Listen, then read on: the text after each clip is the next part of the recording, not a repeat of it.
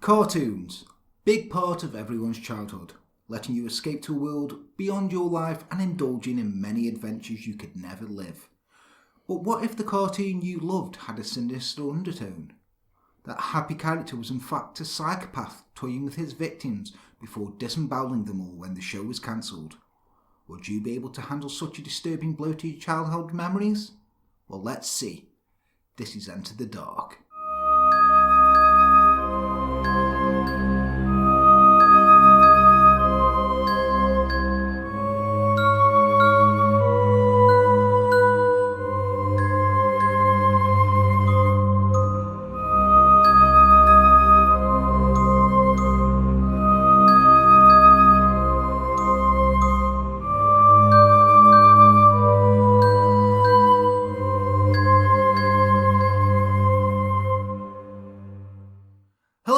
Welcome to Enter the Dark. I'm Yam from Film Daddy. With me, as always, is Les from Tales from the Hanger Man.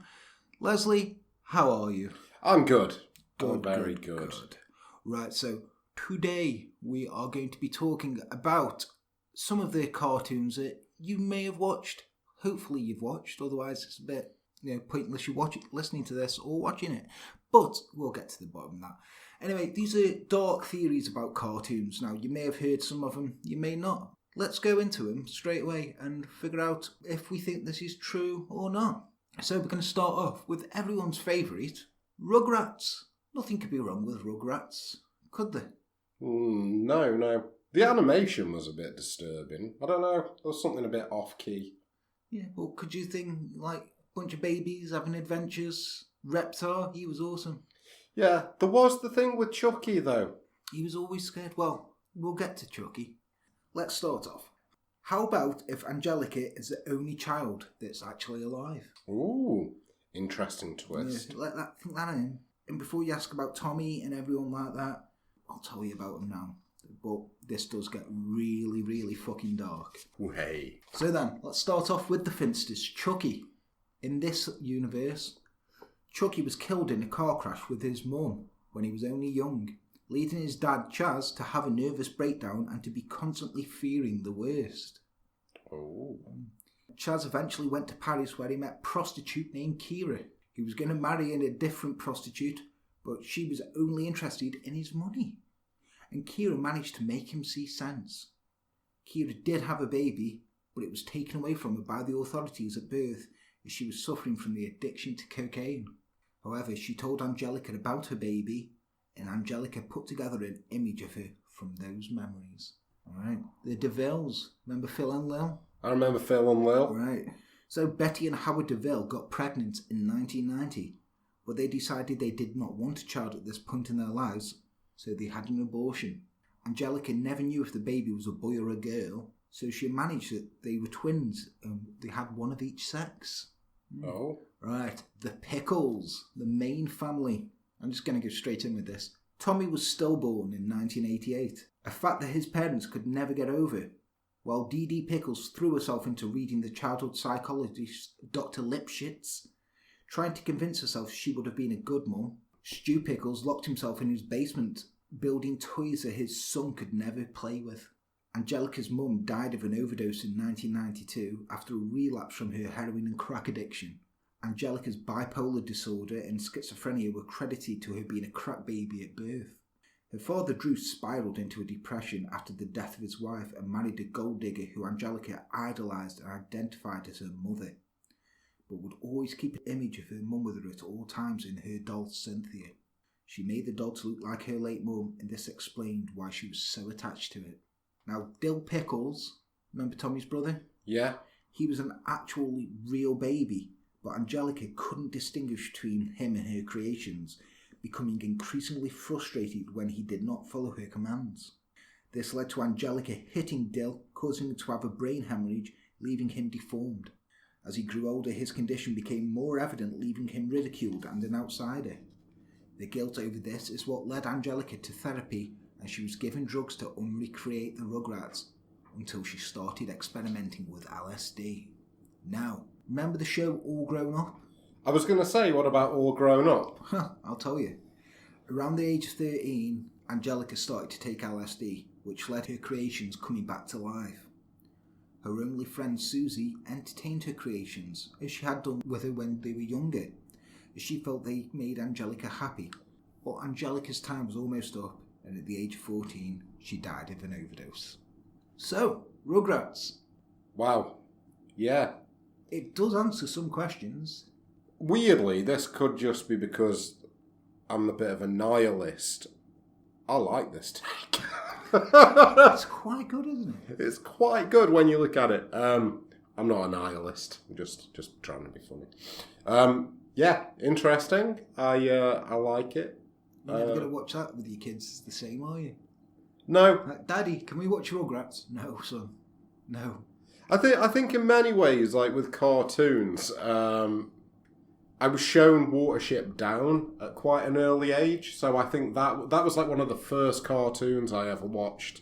So I think that's always led me to question cartoons, like, anyway. Right then, so the next one. Right. Courage the Cowardly Dog. I don't remember this one. Oh, it was an awesome cartoon. It was innocent enough to let parents deem it appropriate to the kids to watch, and it was also dark enough for kids to want to keep watching it. So it was a bit twisted, Courage was. But this theory actually sounds plausible. Courage always sees horrible creatures around him. So these creatures he actually sees are people he doesn't know. So to him they are scary monsters that he's afraid of. Okay? He also does not live in the middle of nowhere. It's just that his owners are elderly, so they can't take him outside, leaving him unaware what lies outside the house that he lives in. Oh. So when he's thinking he lives in the middle of nowhere, it's not. He just never goes out there. And also, another fun fact I discovered, the middle of nowhere, where they live, is actually a place in New Mexico. And there was an elderly couple who lived in a house in the desert, much like Courage's parents. Did they own a dog? They were complaining about seeing ghostly apparitions, strange occurrences, and seeing a creature they identified as a skinwalker. And after reporting what they saw, the couple disappeared without a trace, and only their dog was found. Oh, hold on. Right, everybody take a drink, because we've hit the trope. The skinwalker trope. Skinwalker trope. Anything on Wendigos in there? Nope. That is actually plausible. That is, yeah. How a dog would see things. Would the creators of the show, aware of, that little tidbit? Right? I'm not sure. But maybe not. Right then. Next one for you. The Smurfs. I know what you're thinking.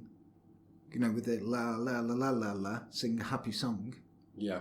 How can the Smurfs be horrible to you? They cheered everyone up with their happiness, positivity, and also their anti-Semitism. Wait, what? Yes, that's right. Anti-Semitic Smurfs. If you believe the rumours, everyone's little favourite blue people are actually massive racists. I'm going to break this down for you. Right. Pointy white hats, right? Apart from Papa Smurf, who wears a red one. This is like the Ku Klux Klan. They wear white hoods. And the Grand Wizard wears a red one. Yeah. Now, I can hear you telling me how tenuous it is. And I agree until you add it to some other theories. The episode where the Smurfs turn black results in them becoming barbaric and losing the power of speech, and the political structure in the village is basically a dictatorship, right? Then when you look at Gargamel, the arch enemy of the Smurfs. This is gonna get problematic. Yeah, he's not too dissimilar from an anti-Semitic character from Nazi propaganda magazine Der Stürmer. He has dark hair, a hook nose, and is obsessed with gold, and his cat, Azrael, is named after the Hebrew angel of death. And Smurfettes, as Aryan as they come. I never realised, and he was Smurfette was created by Gargamel, though. Sent in to infiltrate. So he's going to create something Aryan. Sent in as a spy until she was won over by their views. Anti-Semitic Smurfs. And the cat was called Azrael. Yeah. Never picked up on that. There you go. See, that's what I'm here for. Oh my goodness. So, the Smurfs are racists. Massive anti-Semites. You're to hear, folks. Right then. Next one. Fairly Odd Parents.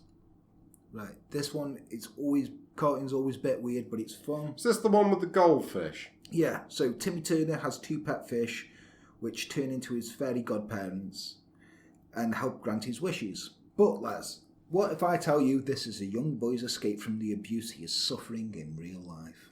Wow, that takes a rather dark turn, doesn't it, if that's the case? So then, his pet fish were gifts from his godparents, and when they died in a car crash when he was younger, he finds comfort in imagining that they are still there to watch over him, since they were the only adults who ever understood him, and his parents obviously don't care. His babysitter slaps him around, but he isn't brave enough to tell on her. Mr. Crocker, his teacher, has made sexual advances on young Timmy for years. Hence the delusion that he is desperate to steal Timmy's fairies, which represent his innocence, joy, hope, and good wishes for the future. Oh. Yeah? You're quite shocked at that one. Well, yeah, because that was on it when I got home from school, that was. You were watching it? And I was watching it, and I was relating to him. And Mr. Cooper probably did make some... Mr. Crocker. Mr. Cooper was hanging with Mr. Cooper. That was a classic show. No. Mr. Cooper in real life. Oh, your teacher, Mr. Cooper? Yeah. Did he come on to you? He used to say he liked watching me play rugby. Anyway, moving on. Right, last one. Toy Story 3. Not Toy Story 3. Yes. Surely Disney's not going to do anything dark. So, yeah, this film that made grown-ups cry and wish they hadn't given away the toys. How bad could this be? So I'm going to just chuck it out there to you. It's a metaphor for the Holocaust. Well, that went from 0 to 100. Yeah. I mean, I'd have gone with, it's a metaphor for death. That'd have brought, but the Holocaust. Yeah. Let me relay my fears onto you here. The toys are left behind, just like host nations left behind the Jews as the Third Reich conquered Europe. Woody holds a meeting where the assembled toy family discusses possible outcomes for their new positions in the world. Change a few words, and it's the exact same scene at the train station from Roman Polanski's award-winning Holocaust drama, The Pianist. No, we won't just be abandoned. Surely we can be useful to them somehow. Yes, we've lost friends, Bo Peep, but surely that can't happen to us. Oh. Then Buzz Lightyear stands forward and suggests sanctuary in an attic. Hello, I'm Frank. Oh, yeah. There's no mention of a diary, but you can see where it's going. So, the cattle car comes for the toys in the form of a garbage bag, but they don't go straight to extermination. They find themselves alive in its sunny side where they are put to work. Once there, they meet the toy version of the Sonder Commando, toys who live, stay fed and well sheltered, like Ken in his dream house. You know, Ken loves it there, doesn't he? While leading other toys to certain death. Newcomers are bashed and abused in the caterpillar room by non-age appropriate children until they resemble Muscle Man. Remember Muscle Man? Yeah. And are eventually thrown into the trash chute. The trash chute leads to a systematic sorting of metal, any last valuables. Oh, God. Until eventually, the fiery crematoria. Our heroes get saved at the last minute, of course, and they find themselves in New Homeland. It is a place where many of their kind already live and have established a foothold. And it would appear that security, finally, is at hand, if they are vigilant. So, Toy Story 3, Holocaust. Oh, there are a lot of parallels there. The speech, though. Yeah, the speech is very, very telling. Which one, out of all of those 5, do you believe is true? Because the Rugrats one is cool. But the Rugrats one, I think there's far too much. I don't think Mark Mothersbaugh and Klasky Kasupo decided, let's make it about this girl's fantasies because her mum's died and shit like that. Smurfs, possibly. Smurfs, possibly, given the time period. I mean, I've not heard... I mean, you hear a lot about Walt Disney being anti-Semitic, don't you? Yeah. But, Hanna-Barbera, you don't tend to hear that much. I mean, the Courage the Cowardly Dog kind of makes sense. Well, yeah, I think that makes sense. I mean, especially if they heard that story prior, because I mean, that's a 90s cartoon, isn't it? Is it 90s, early thousands? Yeah. And I think, like, a lot of cartoon makers were getting, like, quite subversive. They were quite subversive back then, but not overtly subversive. Yeah. Same with Fairly Odd Parents. I don't think it's a boy's abuse, but you can certainly see it. But that Toy Story one, you can't argue with that, in my opinion. That one's it's very close to the knuckle when you break it down like that. I mean, you could just before like oh well, you couldn't. But there's the bit from the pianist. The speech. Yeah. Maybe they put that in as a a nod to the pianist, like they do sometimes. It's a bizarre thing to do, though, isn't it? Why would you trivialise it in a... I'm just thinking, why would you put a child rapist's film in a child's film? Yeah, this is true. And if you don't know what that about is, Roman Polanski apparently raped a child, and he fled America and hasn't returned because he'd have to stand charges on it. Which is really annoying, because he did, like, the best version of Macbeth ever. Yeah, and Rosemary's Baby was fantastic. And The Pianist is good. Oh, yeah. So, guys, that's our dark cartoon theories. Have you got any more? Do you want us to go over any for you? Can you recommend us some, and we will talk about them on another episode? Please let us know. Remember, please like, share, and subscribe. We are also a podcast, so you can listen to us on any of the podcast formats. Spotify, iTunes, Google Podcasts, Stitcher, all the good ones, and some of the ones that I've never heard of as well. I've been Jan from Film Daddy. This is Les from Tales from the Hangman. All right. It's been a pleasure ruining your childhood. We'll catch you again.